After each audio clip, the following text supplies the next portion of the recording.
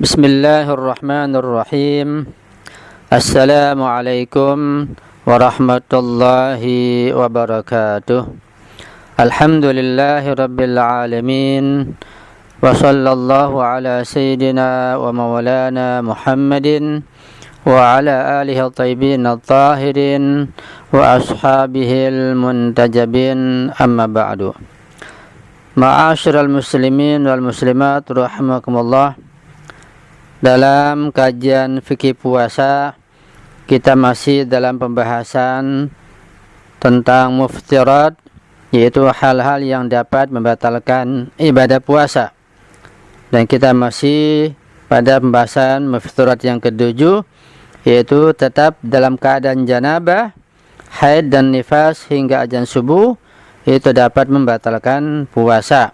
Sebagai salah satu kelebihan di dalam mazhab Ahlul Bait alaihimussalam, atau dikenal dengan mazhab Syiah Imamiyah. Beberapa catatan sudah kita lewati. Sekarang kita masuk kepada halaman 328, catatan yang ke-7.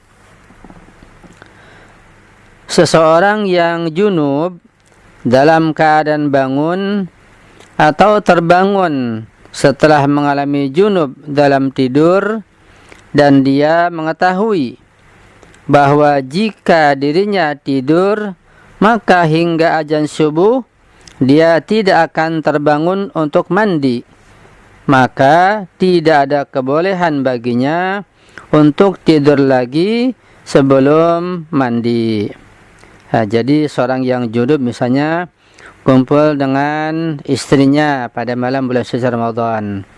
Kemudian kalau dia tidur, dia yakin tidak akan bangun sampai azan subuh, maka dia tidak boleh tidur sebelum mandi. Atau dia janabah karena mimpi dan bangun. Kalau dia tidur lagi, pasti tidak akan bangun sampai subuh.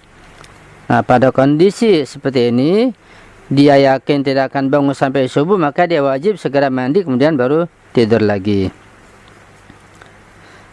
Jadi pada kondisi seperti ini dia wajib segera untuk melakukan mandi, baru kemudian boleh tidur lagi.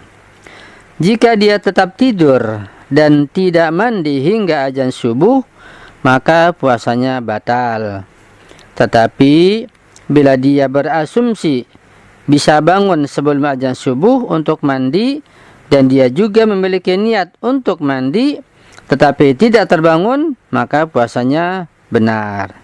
Ya, jelas bahwa pada kondisi dia yakin tidak akan bangun sampai subuh, kalau tidur lagi maka wajib segera untuk mandi. Nah, kalau dia tetap tidur, ya, tidak mandi terlebih dahulu sampai azan subuh, maka puasanya menjadi batal, tidak sah, begitu.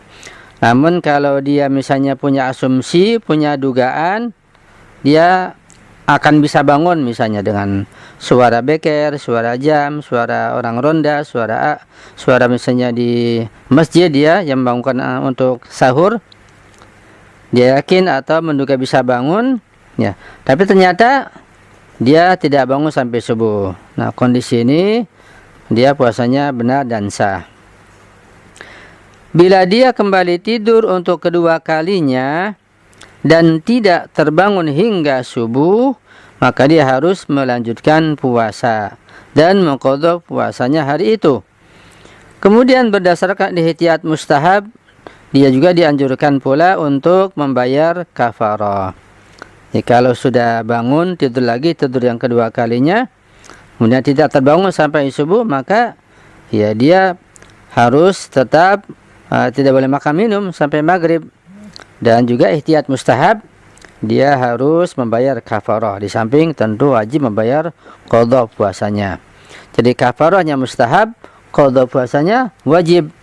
Dan dia juga wajib atau harus tidak makan, tidak minum pada kondisi dia tidur yang kedua kalinya.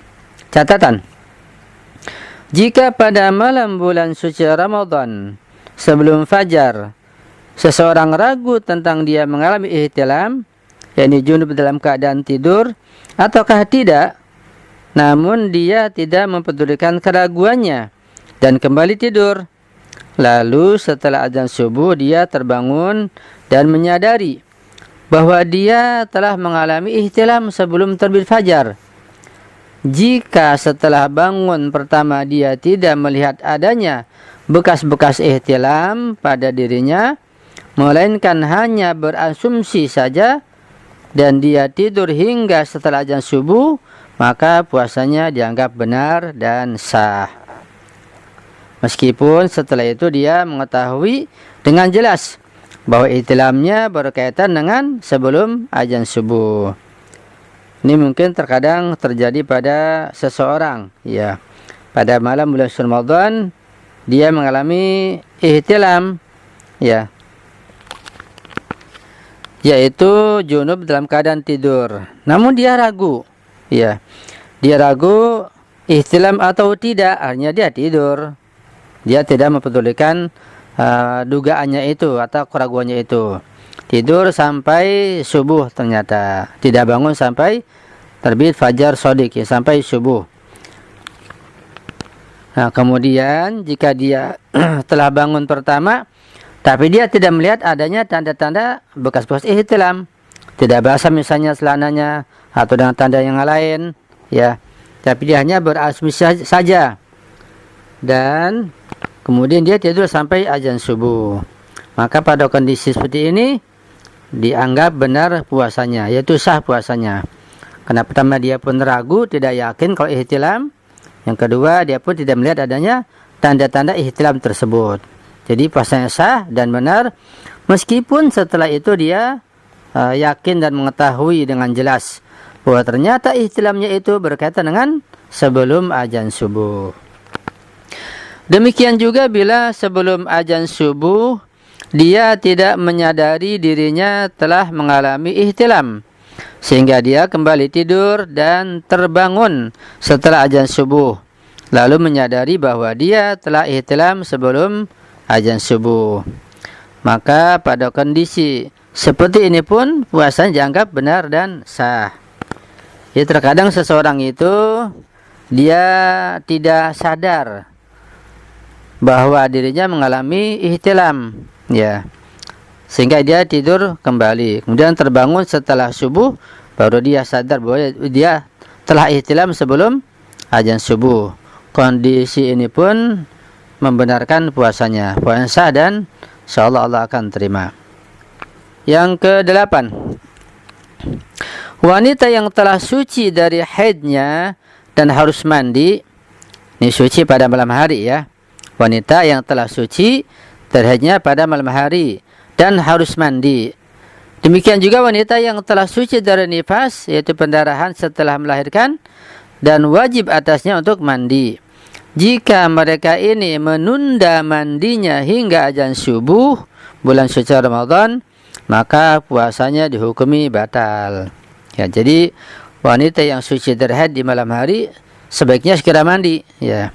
Juga yang suci dari nifas, yaitu setelah pendarahan dan melahirkan telah berhenti, maka segera mandi supaya nanti aman. Sebab kalau ditunda sampai azan subuh, berarti puasanya batal, tidak sah dan terkena dosa. Yang ke-9, wanita yang berpuasa bila pada pertengahan hari melihat darah haid atau nifas, maka puasanya menjadi batal, meskipun hal ini terjadi menjelang maghrib. Ya, jadi keluarnya darah haid juga darah nifas itu dapat membatalkan ibadah puasa, sekalipun keluarnya beberapa menit sebelum azan maghrib syar'i. Catatan: jika seorang wanita melihat darah haid ketika tengah berpuasa untuk nazar, ya, puasa nazar, ya, dia melihat darah haid. Nazar yang gimana? Nazar yang tertentu waktunya, yaitu ditetapkan waktu nazarnya, maka puasanya batal dan dia harus mengqadhanya setelah suci nanti. Kemudian halaman 330, muftirat yang ke-8, imalah, yaitu memasukkan cairan ke dalam tubuh. 1. Transfusi dengan sesuatu yang cair meskipun karena terpaksa dan untuk penyembuhan maka akan dapat membatalkan ibadah puasa. Jelas transfusi itu dengan cair membatalkan ibadah puasa, sekalipun untuk tujuan pengobatan dan penyembuhan. Yang kedua, obat-obatan tertentu yang biasanya digunakan untuk penyembuhan sebagian dari penyakit-penyakit wanita yang dimasukkan ke dalam tubuh tidak dianggap dapat mengganggu keabsahan puasa. Itu puasanya sah dan tidak membatalkan puasa. Itu tentang obat-obatan tertentu yang biasa digunakan untuk kesembuhan sebagian penyakit khusus wanita. Ya, ketika obat itu dimasukkan ke dalam tubuh, maka tidak dianggap membatalkan ibadah puasa. Yang berikutnya adalah muftirat yang ke-9. Dan insyaallah kita akan bahas pada kajian yang akan datang, insyaallah. Mudah-mudahan hal ini dapat kita paham dengan baik dan benar, dan kita bisa mengamalkannya dengan penuh ikhlas dan ketaatan kepada Allah Subhanahu wa taala. Sekian saja, saya akhiri, mohon maaf dan mohon dikoreksi dan diperbaiki jika ada kesalahan. Wassalamualaikum warahmatullahi wabarakatuh.